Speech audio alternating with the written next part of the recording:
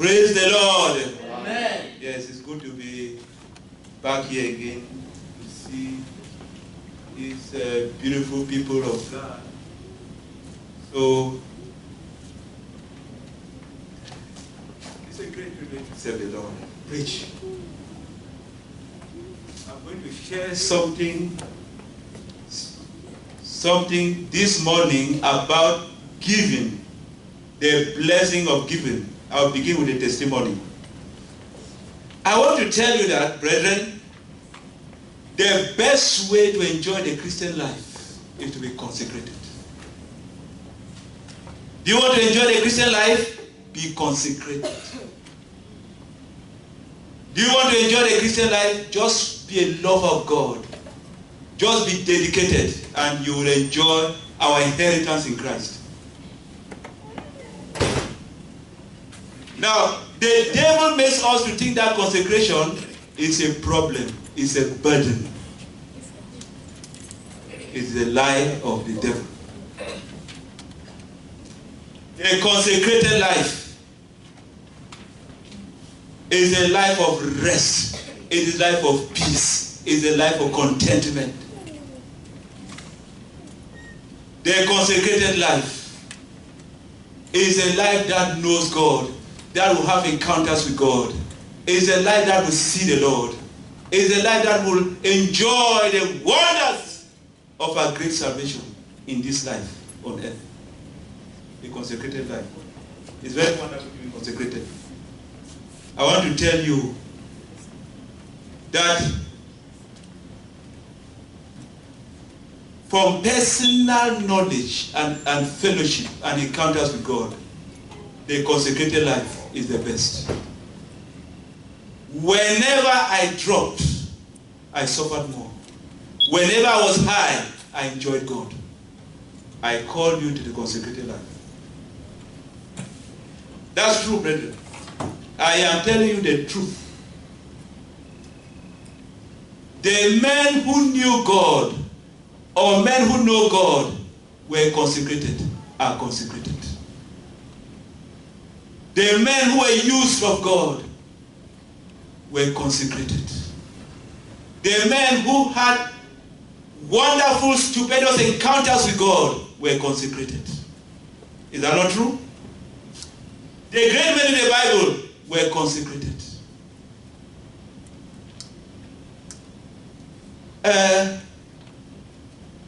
Look, I've been in the mission field for 40 years. In Brazil.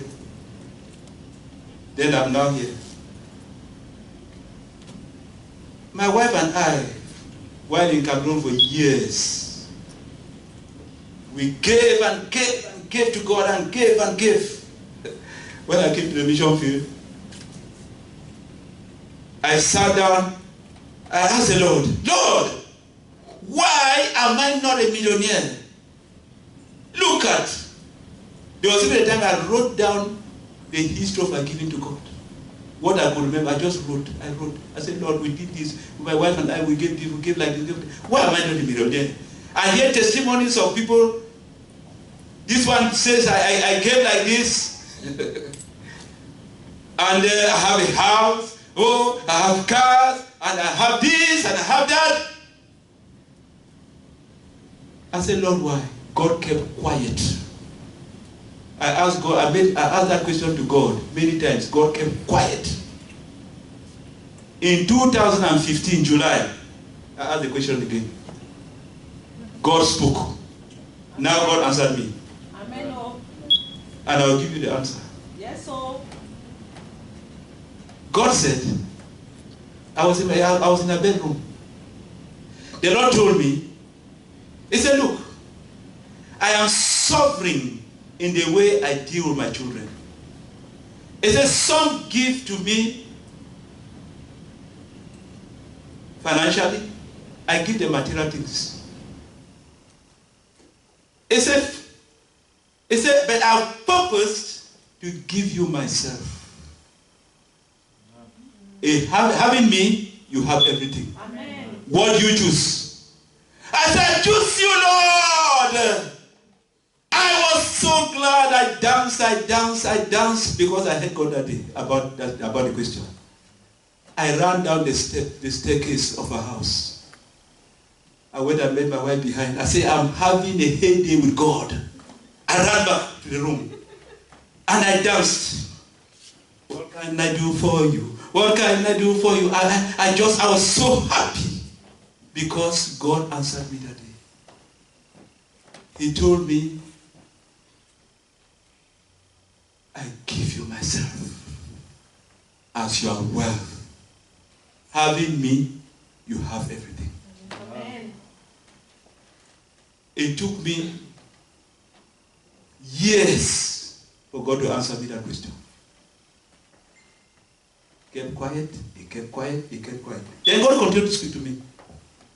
He said, just as there are financial billionaires on earth, I'm seeking for spiritual billionaires. Have you ever heard that before? I heard it for my first time from God. I've never heard such a thing. I've not read any book that they are spiritual billionaires. God said, just as there are financial billionaires on earth, I'm seeking for spiritual billionaires who will put on God, who will have my wealth, who will be rich in me, and they will impact the nations for me. That was the next message to me, that moment. Then the Lord said, and that's what I called you to. Then I checked. Then the Lord reminded me on the message of my consecration to the bishopric that is what is there. You are to seek me and be rich in me and take me to my people. I saw it there. I said, oh my God, how wonderful. Again, it's a fearful word from God, a fearful thing that I heard, but I rejoiced for having heard it. God reminded me. Have you heard about what the Lord told me about giving? About giving to God. Giving. I want to talk about it. Because many people are deceived. And many people, when they hear about prosperity, they think that you give, then what you expect from God is money. You give, then you expect material blessing. Yeah, that's what most Christians think like that. Is that not? No. Just be honest. Is that not what you thought? Is that not so? Yeah, I'm going to change your minds. Change your mind today. That's what you thought. Oh, give, and it will come back to you. Press down, shake it all together, running over on your lap. Good measure. That passage is quoted. It's correct, of course. But they have forgotten other passages in the Bible. You have to combine scripture. Brethren, I always knew that giving to God is not only money that comes back. Sometimes you will not even have a cent come back. So many believers are confused and they are angry with God because they don't see the money come back. As some scripture will say, they forget that there are other sides of scripture and they don't know, they are ignorant of how God deals with his children when they give. That's what I want to teach on this morning. How does God deal with us when we give? It's a serious word. So many believers are frustrated. They say, oh, I've been giving my tithes for years. What has come back? I've seen nothing. I gave like this, I gave like this, I gave like this for missions. I gave like this for World Congress. Then, some don't even give at all. Some don't even give. And you will see how poor those who don't give are. From what I'm going to say. You don't know that as you don't give, your poverty is worse than that of a church rat. in the church, there's no food. So it says a church rat. English one says as poor as a church rat, because the church doesn't have even a grain, even a grain of rice. But I want to tell you, let's go open our Bibles. Hebrews chapter 11. Hebrews chapter 11.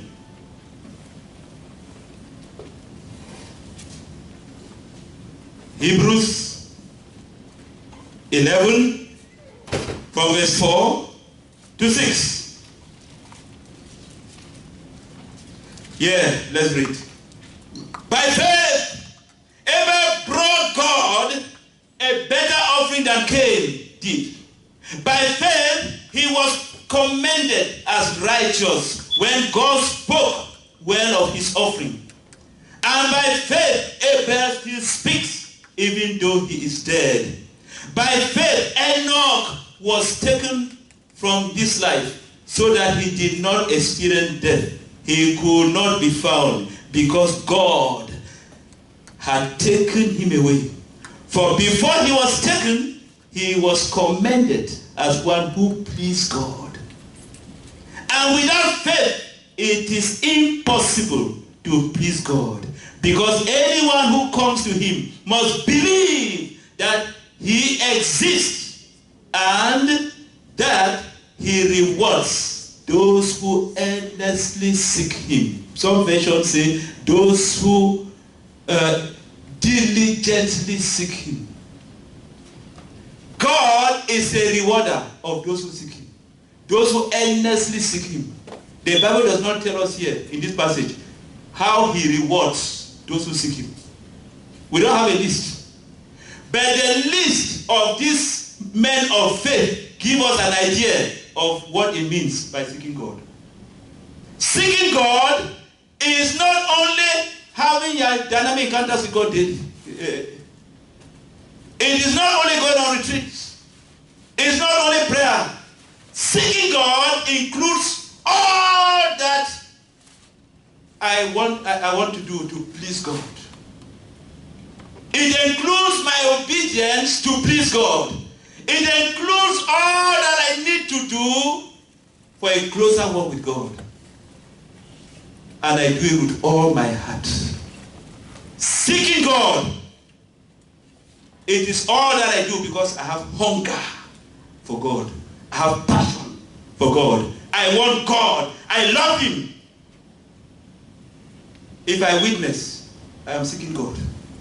If I give to God, I am seeking him. If I pray, I am seeking him. If I read the Bible, I am seeking him. Do you know that? Yes. If I read Christian literature, I am seeking God. Yeah. If I'm consecrated, I'm seeking God. If I consecrate myself, I am seeking God. If I grow in my consecration, I am seeking God. Righteousness is seeking God. If I'm sanctified, I seek sanctification, I am seeking God. All that I do, all that happens with me, all that I'm devoted to, because I must go closer to God, is seeking God. Walking with God is seeking God. Obeying his will is seeking God. Obeying God is seeking God. Dying to self is seeking God. Repentance is seeking God. Forgiving people is seeking God. Forgiving your enemies is seeking God. It is.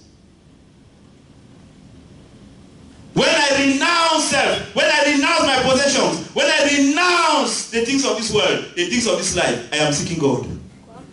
Anything that I do that takes me towards God is seeking God. And as I do it with my whole heart, God is a rewarder of those who diligently, who earnestly seek him, and will be rewarded. When I hear of what is happening in the nations, and I give because of God's work, I am seeking him. The one who does not give is not a seeker of God. The one who will not die is not a seeker of God. He does not know what he's losing. You see, the Lord does not give us the list of the blessings. How does he reward? The Lord made me to see in a new way. You may give and not receive money back. You may give and receive little back. But do you know where the rest of the things you receive are from? Do you know what are they? Giving to God moves the heart of God. And he blesses you with spiritual promotion. As I'm going to show you. He blesses you with purpose. There are many believers purposeless because they don't give. So God they don't give, so they don't have purpose. They have no vision. God does not give them vision. There are many believers. They don't give. No revelations. They are blocked from revelation because they don't give. Giving releases revelation from God. Giving releases your understanding of the scripture. Giving makes your direct encounters with God as sweet. The giver will enjoy the Bible. The giver will enjoy his dynamic encounters with God. The giver will enjoy his prayer life. Those who don't give, they have joy. They don't have joy. They are blocked. I want to tell you that money is a key issue of obedience in the kingdom of God. Maybe you don't know it. People say, oh no, you know, we have taken this money thing and say, oh no, it's prosperity, people, it's prosperity, is this thing of prosperity. Then we minimize it in our work with God. You don't know what you are losing. Giving to God releases spiritual experiences with God, encounters with God. Do you know that? Do you know that if you don't give, you'll be poor in encounters with God? You'll be very poor. I'll give examples. Giving causes new dimensions to be opened in your relationship with God, in your sanctification, your knowledge of God. Do you know that giving makes God appear to people? Yes, giving touches God's heart and he comes down. Giving to God. Many believers are expecting to see money. They are expecting to see a house. They are expecting to see some magic house appear. They are expecting to see cars. They are expecting to see wealth. They are expecting to see their bank accounts multiply. They don't know that purposelessness is because they don't give. Lack of vision. Lack of revelation. You take a Bible to read. It's so difficult to have revelation. You take a Bible to meditate. You cannot have encounters with God. You are blocked because you don't give. Some don't even give tithes. They give what is called and say want to go to forfeit. Say I've given. Let me give an offering. There is need. You people need to have your own place, isn't it? What are you doing here? The people will not give. We have burden for the nations. How difficult it is to do God's work without money. But when there's no vision, the people perish. They don't know that they are perishing. No purpose, no vision, no encounters, no spiritual experiences with God, no spiritual promotion, no appointments from God. I want to tell you that giving to God causes God to give spiritual appointments. Giving to God moves the heart of God for spiritual promotions. You do not know it? Know it today. It is far more precious to receive encounters with God, experiences with God, than $1 million, than a car or a house, because you give. When God appoints you to take care of something in his kingdom, because you gave, which is better, $500,000 or the appointment?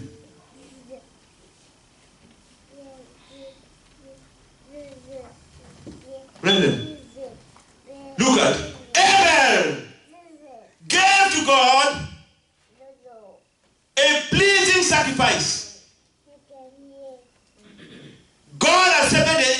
of Abel and rejected that of Cain. You know what happened?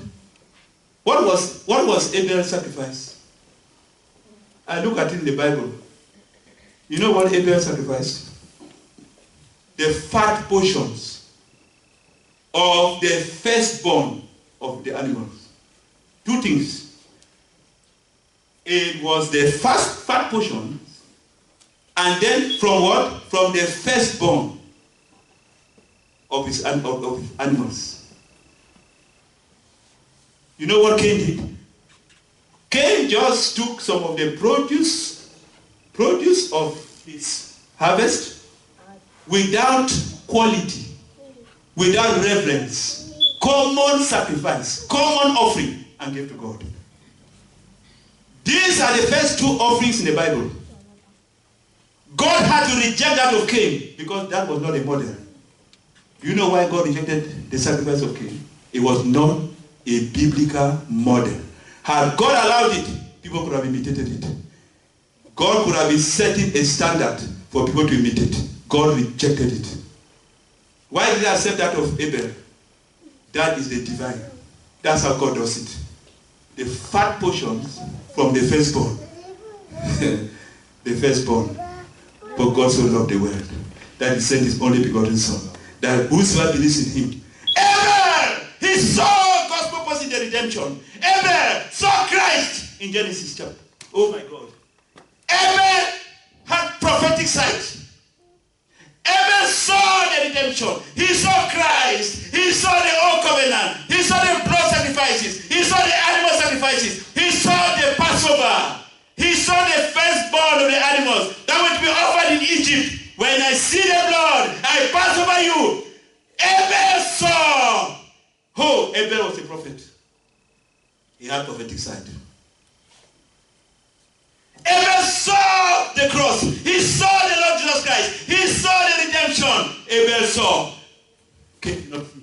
He was blind. Do you see what gifts do? Cain did not see. Cain did not see, brethren. Cain was blind because his heart was corrupt. He would not give God the best. He was rejected. Abel gave the best, and he was prophetic. His gift was prophetic. It was God's plan of the redemption. Is that not what happened in the Old Covenant? The blood sacrifice, is that not what happened in the Passover? Did the Lord not say, you people should just choose the firstborn of the animals in the Passover in Egypt? In Exodus chapter 11? Is that not what is Christ, what Christ is? When Adam and Eve sinned, God killed an animal, shed blood, for without the shedding of blood, there is no forgiveness of sin. Took the skin and clothed them with. When they had their children, Adam and Eve taught their children of what God had done. Adam and Eve taught their children. I perceive so. Because they weren't there. Abel heard. Cain did not hear. The man was talking about obedience. Cain will not obey. To tell you that Cain knew what to do, the Lord said, if you do better, wouldn't you be accepted? Therefore Cain knew. When I read that passage again this morning, I said, wow. God told Cain when he was angry, he said, if you do better, won't you be accepted? Don't you see that Cain knew? Will God be speaking like that if Cain did not know? Cain knew how to make sacrifice to God. Cain knew what he was to do. He hardened his heart. His heart was wrong. What did he do? The Lord said, look, sin is at your door. It's crouching at the door. He rather killed his brother. Do you see? Cain gave, and we are preaching on, Abel, I'm sorry. Abel gave, and today we are preaching on Abel. That is the reward. Do you see the reward? That the giving of Abel is a model in scripture. He prophesied. That is just one example. Giving. He prophesied by his giving. He prophesied the redemption. He prophesied the coming of Christ.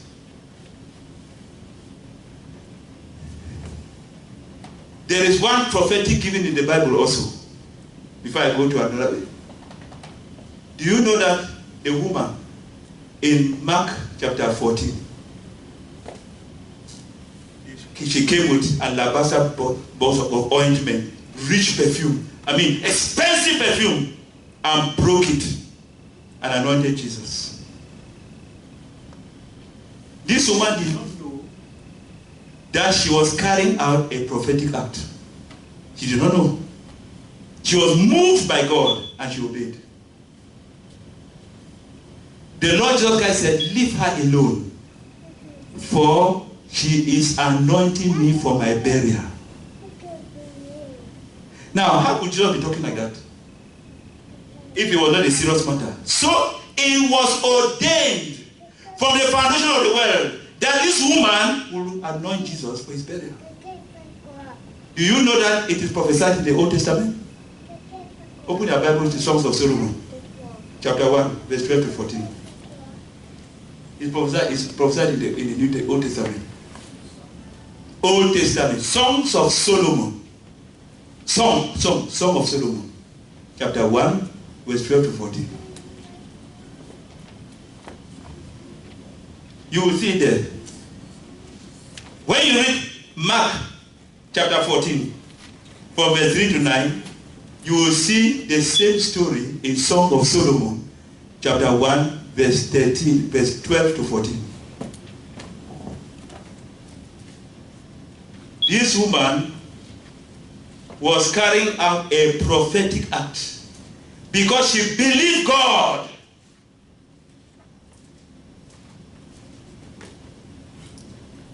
She believed God. While the king was at his table, my perfume spread its fragrance. Is that not it? My beloved is to me a sachet of meal resting between my breasts. My beloved is to me a cluster of henna blossoms from the vineyards of Engedi. That is the woman in Mark chapter 14. While the Bible says, while Jesus was reclining at table, read in Mark, the same thing is there in Mark chapter 14, verse 3. It said, while they were at table, reclining at table, a woman came with expensive perfume. This is verse 12 here. It corresponds. Song of Solomon, where people think that is for romance. It's not for romance. It is talking about the relationship between the bride and the bridegroom. It's not for seeker girls and sassy boys. It's the scripture.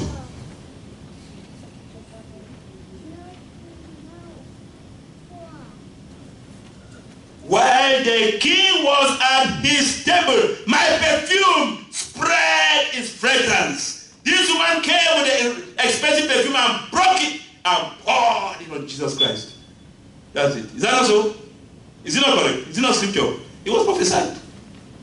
Who wants to accomplish that prophecy? Who wants to fulfill that prophecy? Who? Jesus Christ found that poor woman and touched her heart. She obeyed. She took it, expensive, and went and broke it and anointed for his burial. That's it there. My beloved is to me like, what is it? Like a sachet of meal. Talks about the death of Christ. Meal talks about the death of Christ, brethren.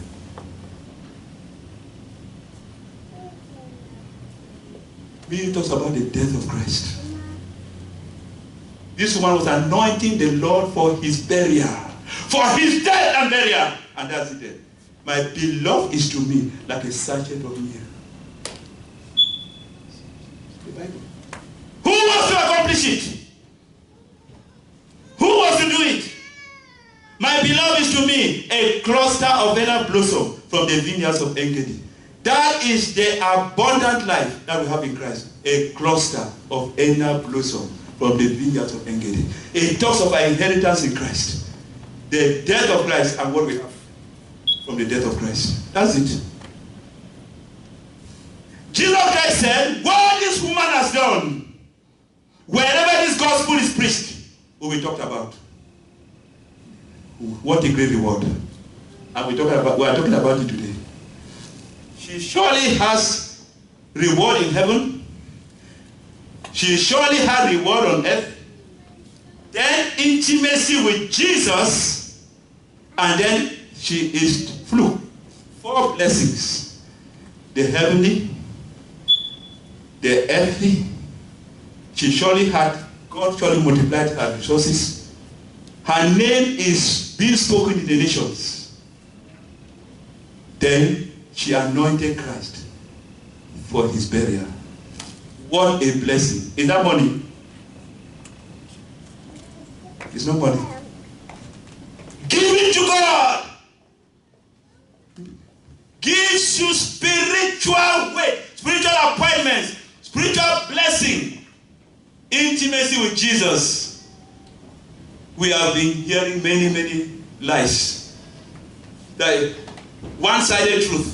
In fact, giving to God, financing, then you receive money. It may be 1 million of the truth. There are many things that we receive from God because we give, which is not money. Just protection. Just God, just making you not to buy the wrong car that will drink your money. Just God making you not to go to the hospital and spend money and burn money because of your health. You don't know the blessing of giving to God. God gives you wisdom, gives you intelligence, gives you purpose, gives you vision, gives you revelations, gives you spiritual appointment, gives you promotion. Oh my God, brethren, can you buy that? We cannot buy it. How much does it cost? If God gives you a promotion, an appointment, encounters with him, it costs how much? How many dollars? Compared to the thing that small money that you give to God. That small tithes that you have to give. That contribution for world conquest.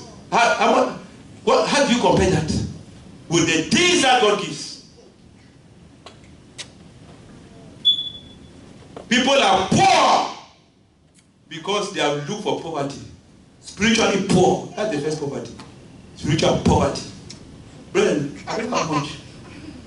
I don't have. Look, we don't have much. We don't have much. Many times I have nothing in my pocket. Nothing. Not a cent. But, I rejoice. Do you know? Look at how God has blessed me. Look at, brethren. How can I complain? Look at the things that God has called me to do for you. Brethren, I'm humble before God. Look at the things that God has called me. If I don't do them, it's my palaver. How can I buy that? Even if your pocket is empty, what's that? How can you buy appointment from God? How can you buy vision, purpose? How can you buy encounters with God, experiences with God, intimacy with God? Do you buy that? And you will have $1 million in your pocket and be poor in spiritual things. What a terrible thing. That's what people don't know. Many believers are ignorant of that. They don't know. So they keep their money. They keep their money. They keep their money. I will not give. I will not give. They don't know that. Seigneur, je prie au nom de Jésus-Christ, Seigneur, te bénissant, te rendant grâce. C'est pour ce message, Seigneur, que tu m'adresses ce matin. Seigneur, je te bénis parce que tu m'interpelles de manière directe, Seigneur. Oh Seigneur, c'est la manière dont je gère mon argent. Oh Seigneur, j'ai même retrogradé depuis un certain temps, Seigneur, sur certaines langues. Oh Seigneur, concernant également la dîme, Seigneur. Oh Seigneur, pourtant, ce n'est pas l'argent qui m'a Seigneur, je te demande pardon. Oh Seigneur, quand je vois la contrepartie de tout ce que tu me donnes, la santé, Seigneur, la protection. Oh Seigneur, le bien-être. Oh Seigneur, la joie, la paix, Seigneur. Tout cela ne peut pas s'estimer sur le plan financier, Seigneur. Et ça ne peut venir que de toi. Seigneur, je prie que tu me pardonnes, Seigneur. Oh Seigneur, je prends l'engagement dès ce soir, Seigneur, de rectifier le tir, Seigneur, je t'en supplie. Oh Seigneur, ôte de moi toute conséquence.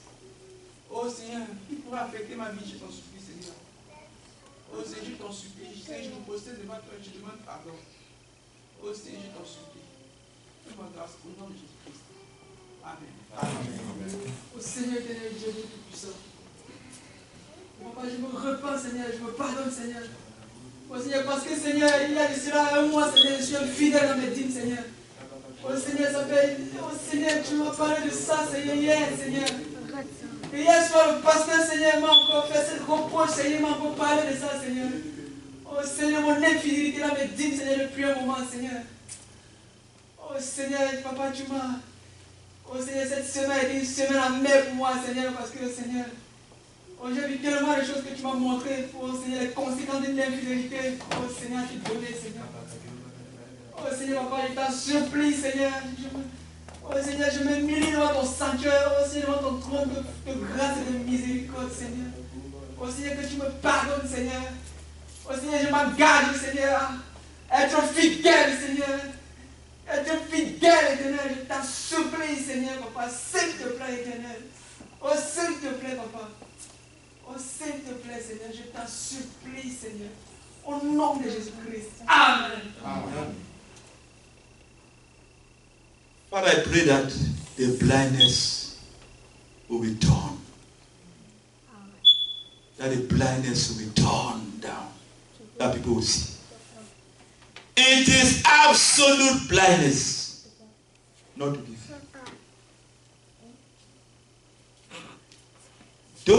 Don't bother about what other people are preaching here and there. Obey God. Obey God. This woman broke the alabaster. They were complaints. She kept on. Jesus said, leave her alone. Leave her alone. Obey God. You obey God.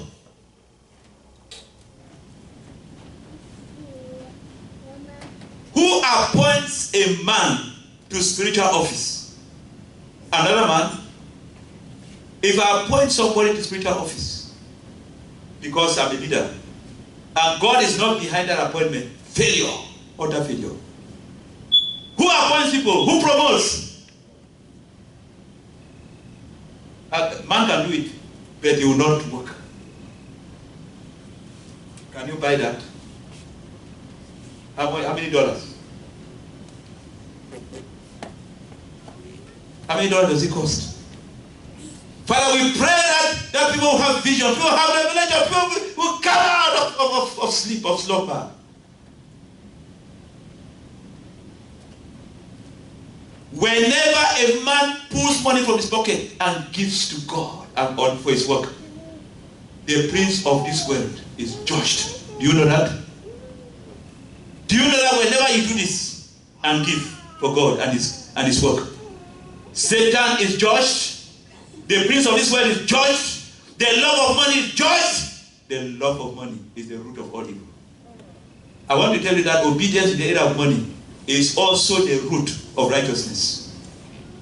Do you know that? That people came and God was moved. God came down. Let's look at the example of Solomon. You see, look at this woman. Look at how Jesus Christ treated the woman. See what this woman did. Jesus was moved. And the woman was blessed. That perfume costed what? Costed a lot of money in that old time. Solomon, in 1 Kings chapter 3, verse 4 to 15, when he just became king, he made a burnt offering of 1,000 cows. 1,000 burnt offering. Animals and the blood sacrifice. Animals. 1,000. That night, what happened? God appeared to Solomon because of that sacrifice. Because of 1,000 sacrificed, he went to sleep. The Lord came to his room. God appeared. Do you see what happened? You give! God comes from heaven, comes down into your room, and reveals himself to you. Do you see? The people are so blind, they don't know what giving does. Leave it, keep it in your pocket. Keep it in your pocket, keep it in your bank account. I will do this with this money. I want to buy this. I want to buy this house. I want to do like this. I want to do this. I'll buy this car. I'll change my car. Keep it. And you will lose spiritual appointments. And you will lose spiritual promotions. And you will lose vision. Purpose. You will not understand the Bible. You read the Bible. You say, where? How do others have revelation? You don't give. How can you have revelation? Solomon, 1,000 sacrifices. God came to his room and revealed himself to him. The Lord said,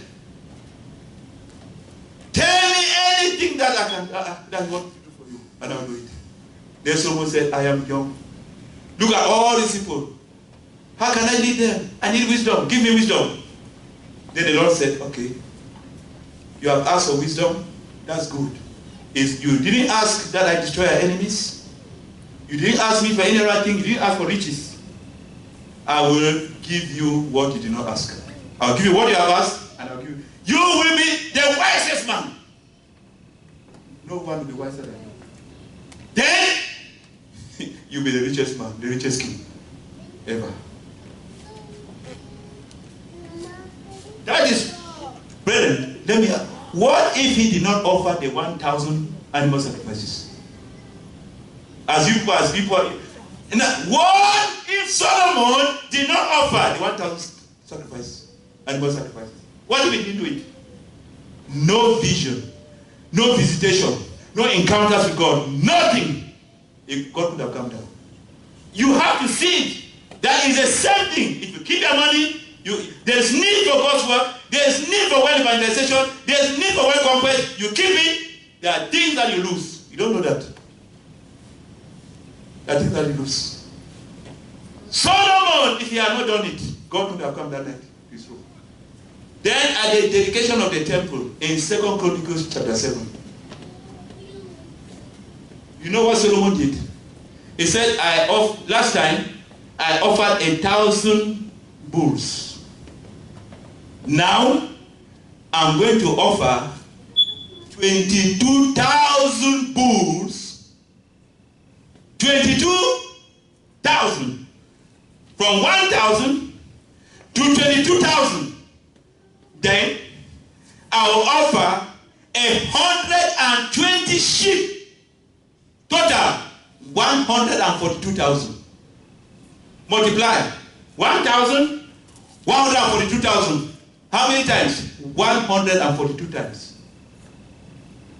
This man was here. He met God. God came to his room. The second time he said, I want that God again. He went to the sky. 142 times. 142,000. He went to the sky. Again, God came to his room that night. Again, brethren, God came to his room that night. The second time. 2 times Solomon offered sacrifices. Each time, God came to his room. Each time, God came. Have you heard? When we give, we move God, he comes down into our room. Comes and gives you revelation. Comes and you encounter him. People don't know that. Keep that money, keep it. Keep it. Let the people be perishing in Bolivia, perishing in Latin America, perishing in all those countries, India. Keep the money. Keep the money. People can stay here, keep on paying rents instead of leaving this place. Keep it in your accounts. Let the money stay there.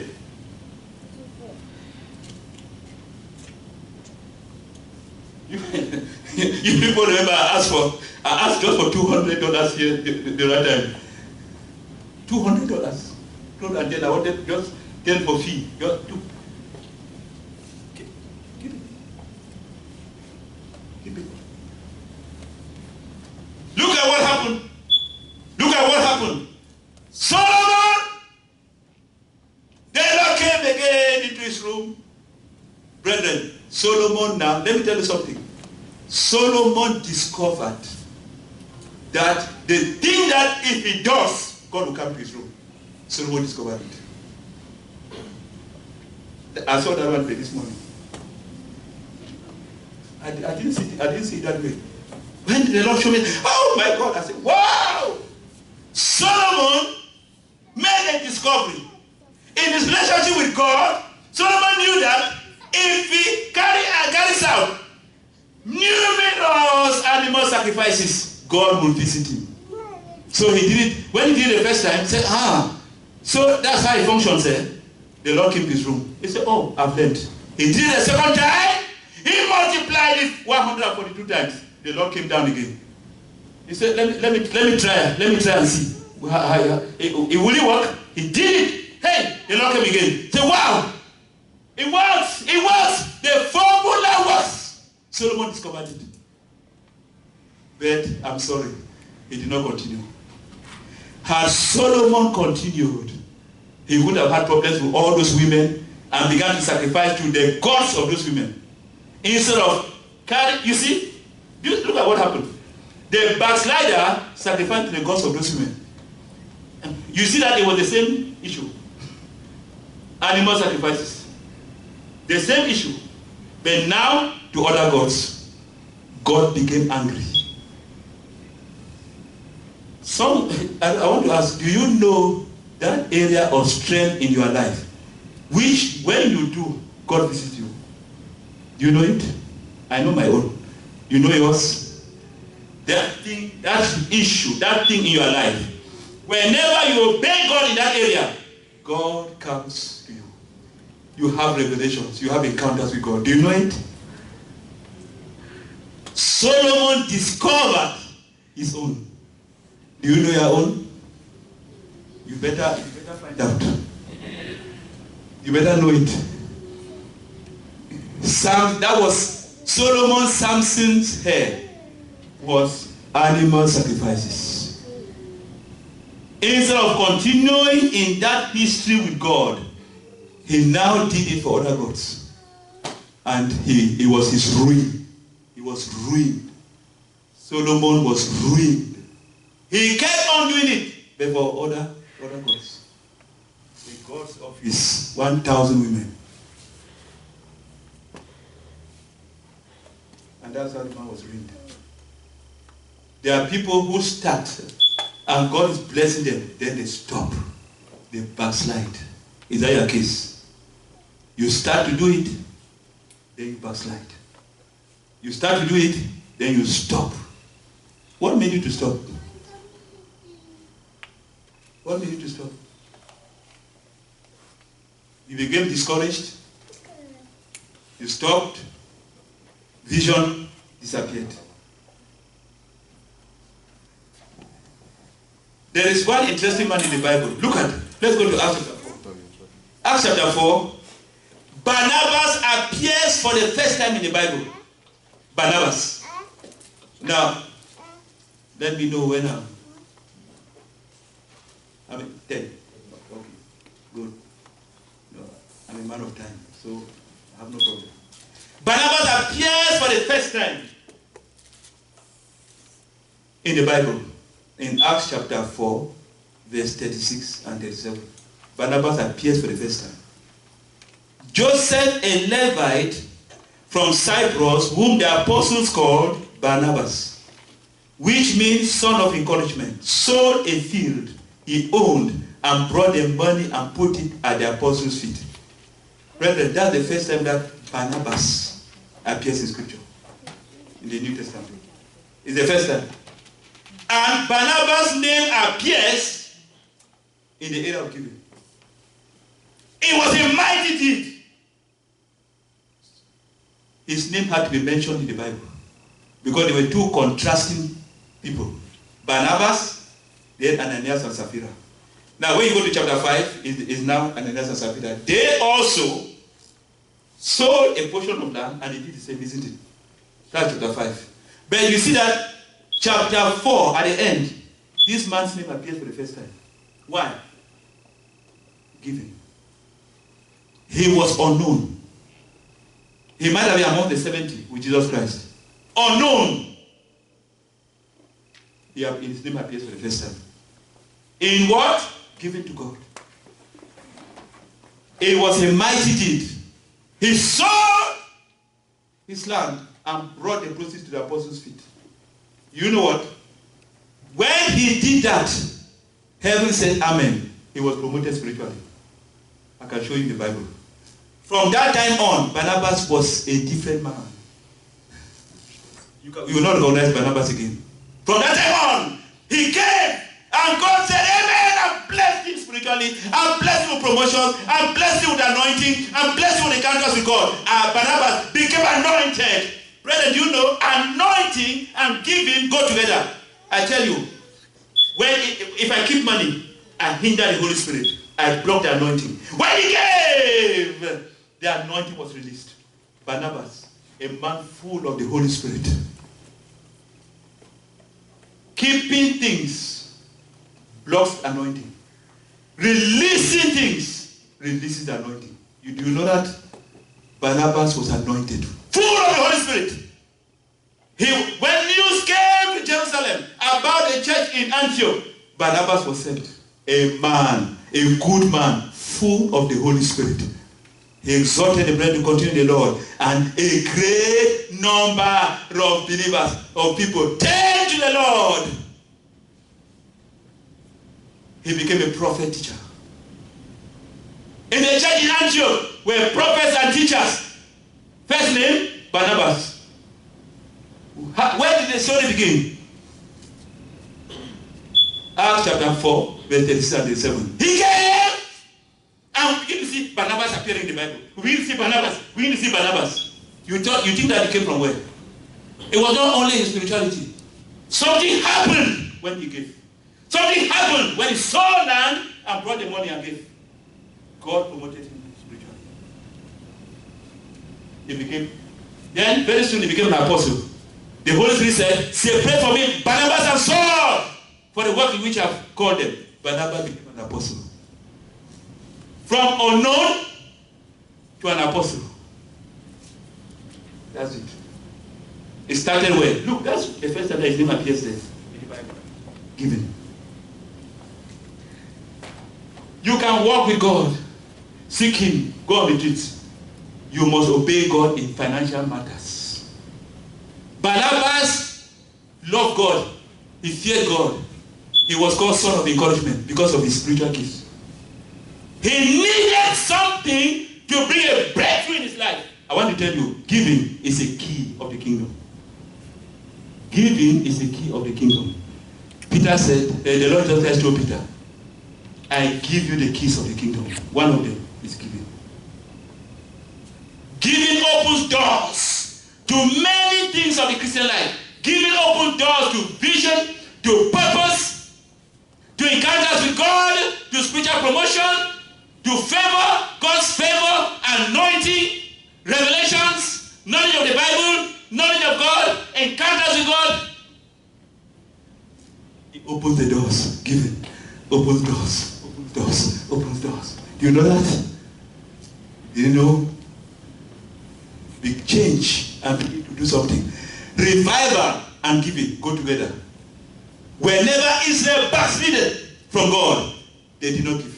They stopped giving. Whenever Israel came back to God, giving came back. Is that not true? Read the scripture. When people backslide, they don't give. If you don't give, something is wrong with your relationship with God. Either you are backsliding or you are something dark in your relationship with God. If you don't give. Because the Bible proves that when Israel came back to God, whenever Israel came back to God, they gave. Giving was restored. So giving and revival are Siamese twins. They are twins. They go together. And then not giving and backsliding go together.